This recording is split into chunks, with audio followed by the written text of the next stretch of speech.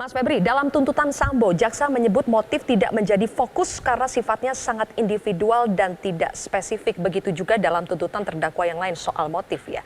Jadi mau motif pemerkosaan atau perselingkuhan tidak jadi pertimbangan jaksa, Mas Febri. Anda bisa menerima ini?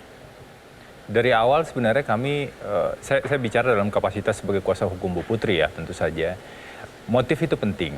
Kenapa penting? Karena agar bisa dilihat apa faktor yang mendorong seseorang melakukan kejahatan. Tentu berbeda. Keterangan ahli juga sudah dikatakan. Memang ada ahli yang mengatakan motif itu penting. Ada ahli yang mengatakan motif wajib dibuktikan.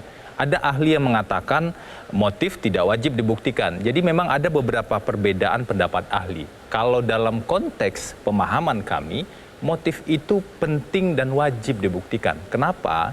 Karena motif adalah turunan dari unsur delik dengan sengaja yang dicantumkan dalam pasal 340 ataupun pasal 338. Tidak mungkin kehendak seseorang untuk melakukan pembunuhan itu bisa dilepaskan dari faktor yang menyebabkan kenapa dia melakukan pembunuhan. Kalau kita bicara soal pelaku pembunuhan tersebut. Jadi bahkan dalam dakwaan disebutkan begini, ada situasi yang emosional yang kemudian menggerakkan seseorang untuk melakukan kejahatan, tetapi motifnya tidak diketahui. Itu kan jadi janggal dan jadi tidak bisa diurai kebenaran materialnya. Itu dalam konteks motif. Nah, saya ingin fokus pada tuntutan Bu Putri Chandrawati.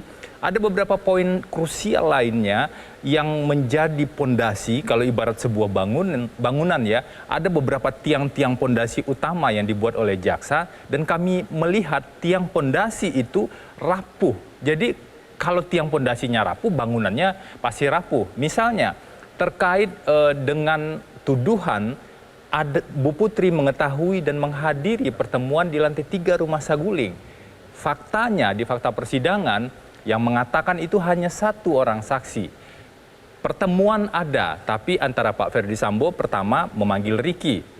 Kemudian pertemuan kedua adalah Pak Ferdi Sambo dengan Richard Eliezer. Bu Putri ada di dalam kamar. Dan yang poin yang penting juga, kejadian di rumah Duren 3 terkait dengan lokasi penembakan, Bu Putri itu ada di dalam kamar, pintu tertutup, tidak melihat peristiwa penembakan, tidak mengetahui ada rencana penembakan.